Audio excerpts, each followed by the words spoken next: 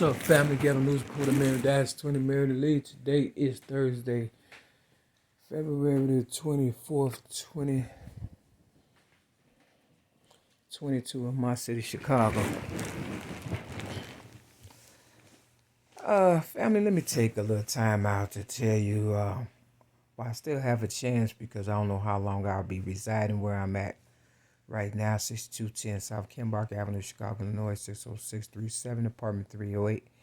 Due to the fact that my Social Security that I've had since 1996 is being compromised, due to the fact that a lot of people that are trying to discredit me, the government, quote unquote, so-called government, and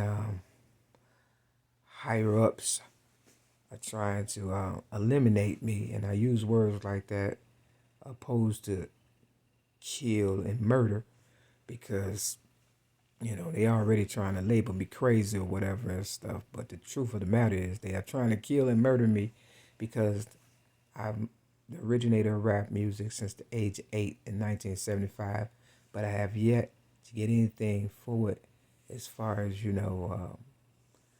a new car or a house, or basically they just wanted to use me up, like Oprah Winfrey said in her movie The Color Purple, your dead body be just what we need. Now, back in the day, I didn't know when The Color Purple came out in 1985 that they would be using me and my story, and that I gave to Oprah Winfrey my child abuse rap in 1984 at the age of 17. I didn't know that they would investigate who I am, and the fact that my foster sister Kimberly Redmond and I, growing up, kind of, imitated The Color Purple movie and a whole lot of other movies. Basically, they have done the most when it came to me, but more so than anything, the reason why they really trying to get rid of me is because at the age of 6, I stood up for myself in 1973, and they put me in the Chicago Sun-Times newspaper because people were taking advantage of me and abusing me. And to this day, I don't know exactly what foster parents did it, whether it was my immediate family. More than likely, it was a little bit of everybody, because once your family, give up on you, everybody else pretty much take advantage of you. And that's been my story all my life, going from foster home, group home, thing of that nature or whatever. And they even try to label me crazy and stuff to discredit the fact that I am the originator of rap music. And they knew that early on and stuff, because people watch, children and see what they're going to be. They didn't realize I was going to be, the originator of rap music, but they knew I had writing potentials, and I would probably be able to, articulate later on, what's going on through my writings. And as a result, I used to write rhyme stories and things of that nature, and, somebody got a hold to it, and it formulated into rap and hip hop. And as a result, everybody has came up off of me except for me. I'm in a trap building, like I said, 6210 South Kimbark Avenue, Chicago, Illinois, 60637, apartment 308.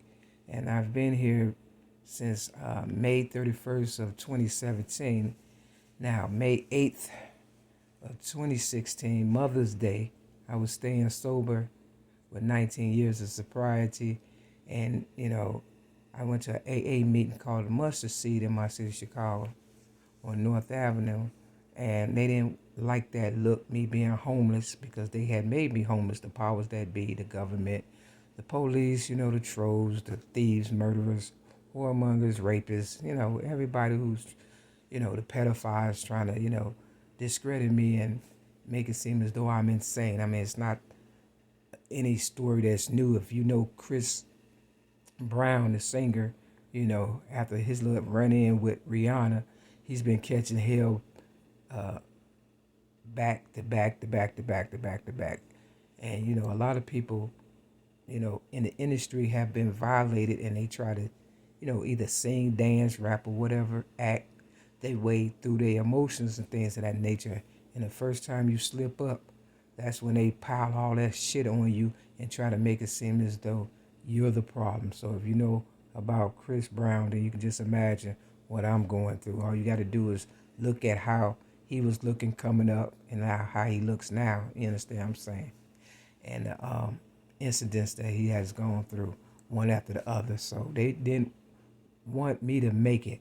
You understand what I'm saying? And if they did wanted me to make it, they didn't want me to be able to speak out so candidly about what has happened to me. See, I was, I wanted to stay back to be able to represent the ones who didn't, speak up and out. But because they have so much money and influence and, they scared to lose everything like, myself, because I guess the powers that be is, you know, leaving me an example as to what could happen to them, because I'm pretty much on the verge of being homeless, like I said, due to the fact that my Social Security is being compromised and they want me to go back and forth and all that. And, I never wanted the Social Security from the beginning, because in my heart of heart, I knew that I was going to be somebody, and I am somebody, like I said, the originator of rap music. And in 1995, when I gave my story to Oprah Winfrey on 3 cassette tapes, front and back, and a bunch of pictures showing her that, I am who I am. I'm a victim, but I'm a good person. I wasn't drinking, drugging, smoking, or fornicating then, just like I'm not now. And that was in 1995. I had accumulated, about a month of uninterrupted sobriety, and as a result, they tried to make it seem as though I was crazy and put me in the psych ward called John Madden Hospital in Hines, Illinois, because they're trying to cover their ass and people who have violated me. And as a result, I'm getting the shitty end of the stick. I guess that's how I would say it. I don't know what's going to happen. I know when I first got here to this location, though, like I said, 6210 South Kimbark Avenue, Chicago, Illinois, 60637, May 31st of 2017. I tried working out, keeping my mind clear or whatever. They have poisoned my milk. They have come in here and torn down my cabinets, and they have flooded my bathroom a couple of times. They didn't paint the place. It took 4 years. I've been here almost 5 years. May 31st of this year, 2022. I know I'm on the verge of leaving because, the so-called manager told me, I asked him, I said, how long was the last person here? Because they hadn't painted or nothing. And he said 5 years. So I figured about 5 years, I'll be here. And before they kick me out, because I knew I was going to tell my truths about what's going on. And, I can't leave no stone unturned. And I do a lot of this in front of them to let them know. I know, they trying to get over and take my inheritance and, my rap legacy and whatever else, Social Security and stuff. I'm worth a lot of money. I'm priceless, basically, you understand?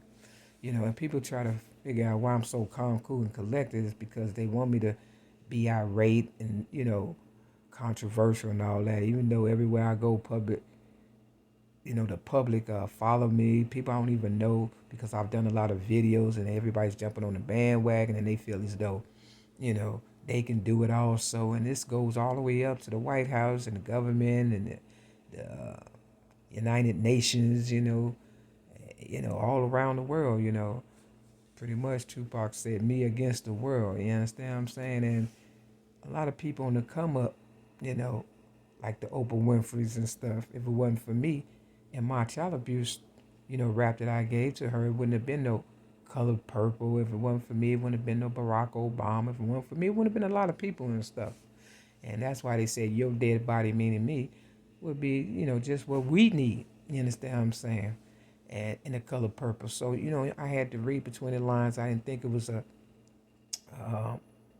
real attack out on me, but it is. And like I said, I've been poisoned 6 times. I've been tased in my kidney by the police. I have a scar on my face where my dimple is at by the police. I've been robbed by the police. My car, May 31st, 2008, when they railroaded me for tinted windows, something that people still have to this day in 2022, all on their cars, even the police. They stole my car. They stole my legacy. They, forced my hand to be homeless and things of that nature. I was a pillar of my community. I was a, member of AA since 1996. I took it seriously. In 1997, my sobriety year is 1997 on Christmas. I don't drink, drugs, smoke, or fornicate. Even though they tried to take 19 years of sobriety from me in 2016 on May 9th, the day after Mother's Day, which was, like I said, May 9th.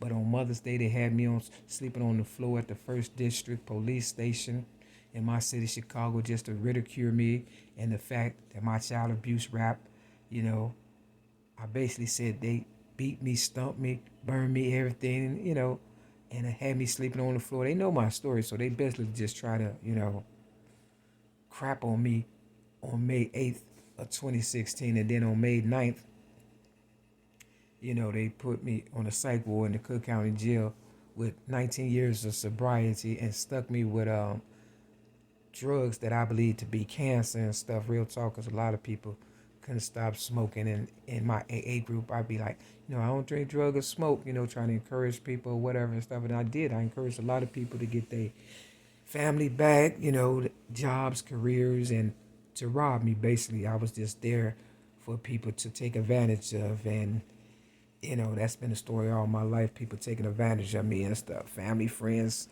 so-called Mary McMyers, and, I've got nothing out the deal, nothing, believe me. And like I said, I'm on the verge of getting put out. You understand what I'm saying? Probably my own building that my mother, Mary Wright, probably left for me and stuff. I heard they killed my mother by choking her. That was on the death certificate. Real talk. Um, so I understand where this is going and stuff. And I'm probably, living out the last part of my days because, like I say, everywhere I go, trouble follows me. And, I don't know what to do other than, continue to do these videos or whatever and stuff that people don't listen to. And if they do, they're not trying to do anything because I'm worth at least a zillion. I know that's hard for you to fucking goddamn comprehend, but, if you think about the rent that people accumulated and stuff that we're not even supposed to be paying Native Americans, and especially people of interest such as myself who work my ass off to get what I, should have had, like a nice house, 2-car garage, family. You understand what I'm saying by now? But they want to seem as though I'm insane so they can, so people could look like they're better than me. And, they want my respect, but they don't give me respect, so I can't give them respect. Long story short, I've given respect. I've had my own businesses back in the day. I've treated people with respect in AA. I never spat in nobody's coffee or nothing, food or anything and stuff. But I've been poisoned 6 times. One time since I've been here at this location, 6210 South Kenbark Avenue, Chicago, Illinois, 60637, apartment 308, for just, trying to get my thoughts together and working out at Planet Fitness. I came back one day, drink some milk and had some cookies and woke up the next day, sick, but I was still able to work out. They just trying to, just trying to do the most and stuff. And for the people who are really Mary McMyers, I thought you all would have stood up by now, but y'all allow money, property, and prestige to cloud your vision. And I'm here to tell you, when I die, because I am the scapegoat, and the reason for y'all that's still alive and stuff, and for what you have and stuff, and when they kill me, they gonna wipe all y'all out anyway. That's the honest to God's truth. I've been in business a long time, and I know how to run a business. If I was a criminal minded person, believe me, I know how these people think because they've been a part of my life all my life. So it's like, I've become accustomed to their way of thinking, and they definitely know how I think now. And that's what I was trying not to do, give them all my thoughts and stuff, because that's what they usually rate last is your mind and your memory bank, along with your bank account. So for the ones who thought they could use me as a respirator, you got to stand up for me and yourself this time. Otherwise, we'll all die, and I believe that. So, I'll probably be homeless again soon because I'm not going to kiss their ass or whatever the fuck they think. You understand what I'm saying? So, I just want y'all to know that. Step your game up. I'm still here for me, if not you. Peace.